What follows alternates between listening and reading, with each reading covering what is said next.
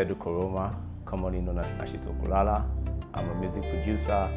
I'm co-founder of the record label H Entertainment, and I am based here in Sierra Leone.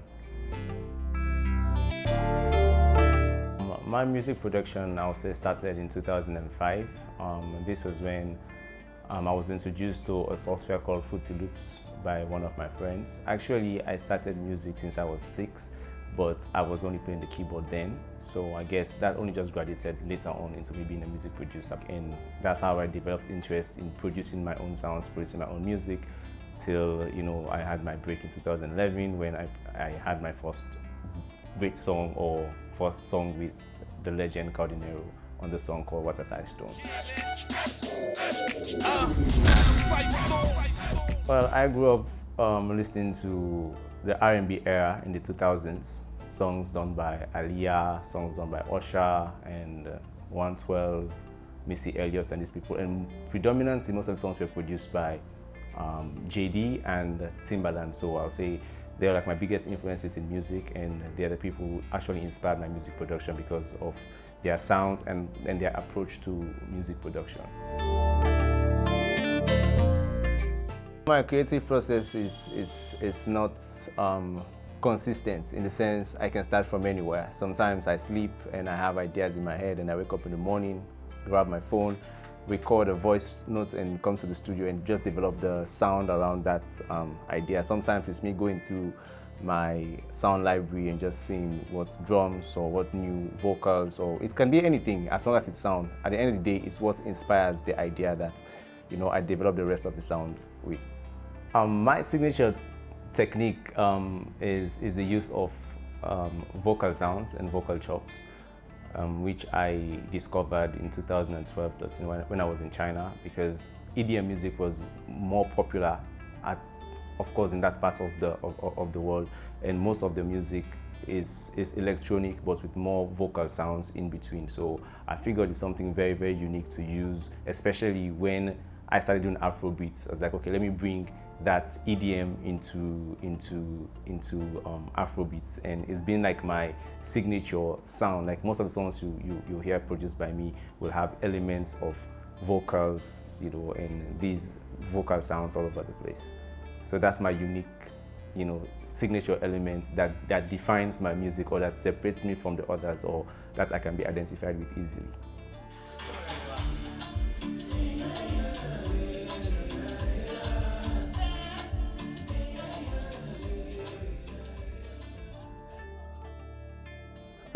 Collaborations.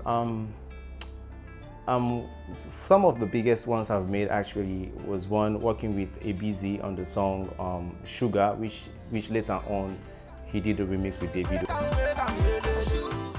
And this was rewarding because at this point I was introduced to one of the biggest stars in the world, and it was an exciting moment for me that, okay, Davido is actually going to be part of my projects and stuff like that. So I learned that, it was more about the process of you creating a reputation that someone can entrust such a project to you when it comes to collaborating with big artists like Davido of the type. And I've just learned that whatever work you do, you never know how far it will take you. So I learned that always do your best in whatever you do, because you just don't know what the next thing is going to be.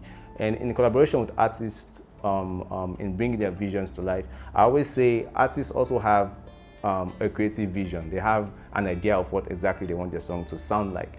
And for us as producers, we have the skill set to bring that vision to life.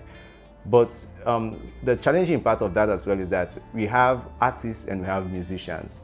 The artists, normally, they are just about the vocals. They have the idea to sing, and the musicians are probably the people who also have the ability to sing, and they have like an aptitude for understanding the musical technicalities or theory of the music. So working with these people, sometimes the artists come to the studio, and those that are musicians, they can interpret what they feel, and they can guide you as a producer to bring that vision to life.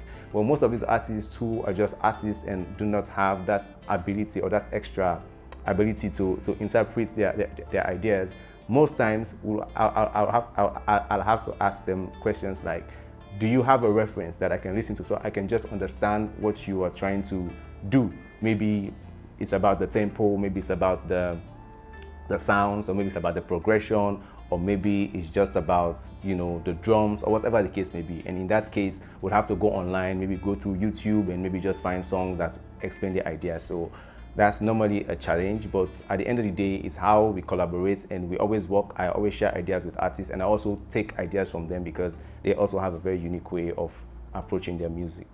I wanna be there for you. Make a day there for you. Right now, I'm really just focused on me creating, you know, value and adding value to my work and helping other artists also reach their potential at this point. So whatever comes from that, I'm always open and looking forward to work with the biggest players in the industry, but I am not so particular at this point. Okay, so for me, when it comes to me cohabiting in these two sectors, as in me being a producer and also preaching, I discovered obviously that spirituality makes accounts for a lot of the human nature.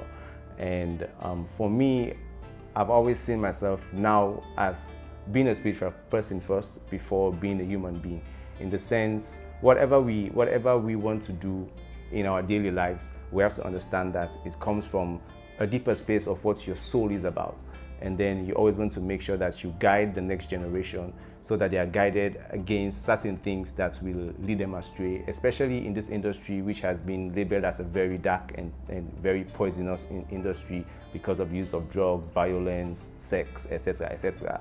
And now you're in that space where you've rediscovered yourself and you realize that God comes first in everything, and there are standards at which God wants us to operate. And you have discovered that about yourself, and you want to be that person who helps to guide other people who are lost or who are still delusional about life. And for me, I think it's just me using the very same platform which God has originally or initially used to establish me in the country, because music has taken my name far and wide. But at the same time, use this very same platform to guide the young people, especially about, you know, what spirituality is about, and also what God wants us to be like, and what is required at the end of the day for us to be better people in society. Every day is a challenge in different aspects. Of course, we all know Sierra Leone is still catching up, especially in the formation of the industry, and it's been a lucrative business. So even since I gave myself to music production years ago, it's been a very big struggle, of course, making sure that I'm able to take care of myself, take care of things around me, take care of my family, etc., etc. That's a daily challenge on its own, and that's my daily motivation anyways. But also, even in the studio, it's like every day is a new challenge, because I challenge myself every day to do better than what I did the previous day. I want to make sure, like, you know, change a few things of what you are not getting right, making sure you get them right. And you meet different artists of different backgrounds every day. You know, sometimes, like, especially recently, I've been working with the young and upcoming generation in the music industry, and the way they think about music is totally different from what I've been used to for the past, you know, decade and so. And so it's a challenge now, you know, taking you out of that zone and now learning new things. It's also a challenge, but it's a very sweet challenge for me, because it's something that has changed the way I have viewed my growth, and how I have also developed creatively, because people like these young people that I'm mentioning, they are thinking out of this world. And there are particular artists who come to my studio and tell me, "Boss Nash, you are the only producer who I know I can imagine anything with, and you can do it for me." I'm like, but I'm not an alien, you know, I'm not an AI machine. But at the end of the day, it helps me to challenge myself, and that has also helped me creatively, of me tapping into new techniques, you know, doing more research, you know, using more tools online that introduce and provide knowledge on how certain effects are being used, and how new production and evolving techniques are also being used. So that has also helped me, and that's how I've been able to overcome some of these challenges at the end of the day.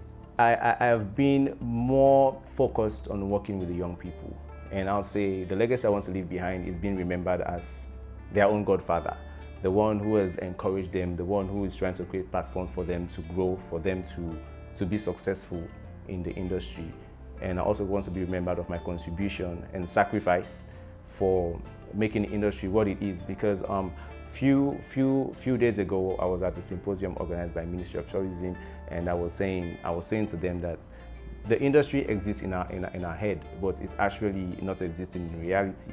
And I want to be one of those people who will change that narrative of what music has been seen as in this industry and change that face. And that's why I want to be an example, because I'm a very learned person.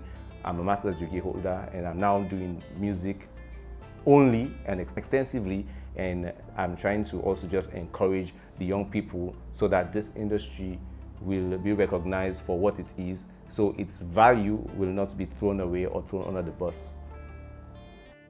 I've been a veteran producer now, although I'm still young, but I still continue to produce music, and I also want to be remembered as one of the greats that Sierra Leone has produced in terms of music production. And among my future aspirations as a music producer, I want to see the young generation taking over, not only here in Sierra Leone, but also be represented in platforms where international artists also are being mentioned. And personally, I have goals like setting up like a university in the future. Currently, I'm working on a project with Solos Beats of Sierra Leone, producing the very first Salon sound plugin, which he's already working on, and also producing our own sound packs, which will be typically Sierra Leone sounds, which he's also working on. They're all on the way. And also we're looking at creating platforms as well for artists to monetize their music in Sierra Leone and through their local audience. So these are among my future goals, which some of them are already, executed. So the young and upcoming producers, I've been through a road which I do not want you to go through, although of course life is different for everyone. But I guess some of the guides that I will give you based on some of the mistakes that I made, which is, one, make sure you add value to yourself from the onset.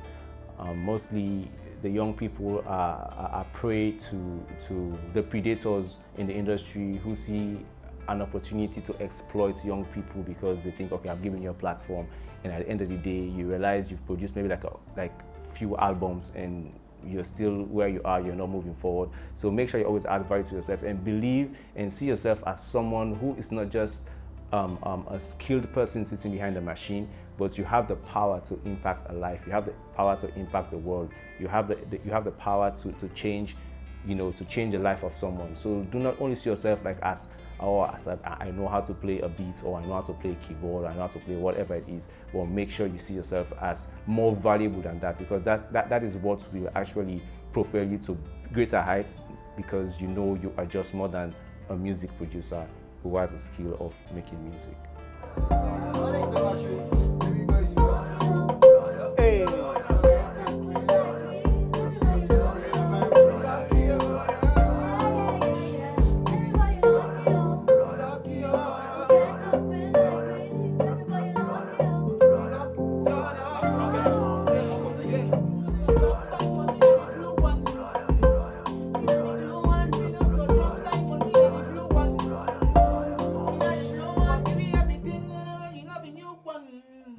Okay.